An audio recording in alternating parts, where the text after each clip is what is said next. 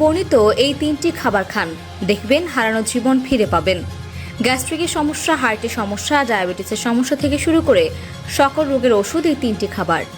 রাসূলুল্লাহ সাল্লাল্লাহু আলাইহি ওয়াসাল্লাম ইরশাদ করেছেন, এই কালোজিরাতে মৃত্যু ছাড়া সব রোগেরই শেফা রয়েছে।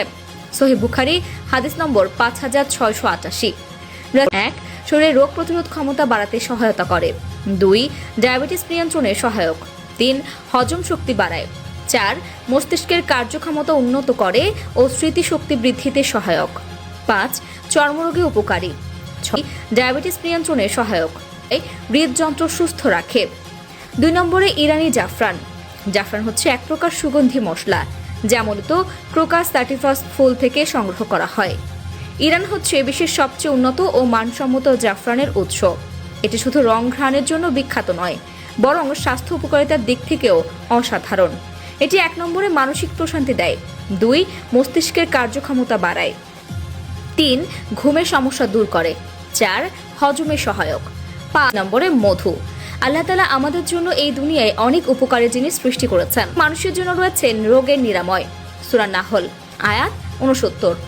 মধুর উপকারিতা: 1. পাচনতন্ত্রে উপকারী, গ্যাস্ট্রিক ও অ্যাসিডিটি কমায়। 2. ইমিউন সিস্টেমকে শক্তিশালী করে তোলে। 3. গলা ব্যথা ও কাশি নিরাময়ে উপকারী। 4.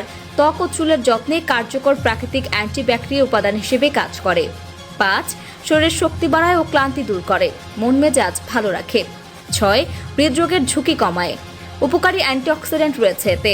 কালোজিরা, মধু ও ইরানি জাফরান, এই 3টি উপাদানই আলাদা আলাদাভাবে খুবই উপকারী, কিন্তু যদি এই 3টি একসাথে সেবন করা হয় তাহলে এর উপকারিতা অনেক গুণ বেড়ে যায়।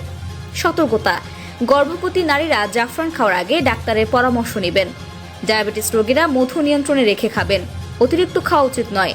দিনে একবারই যথেষ্ট।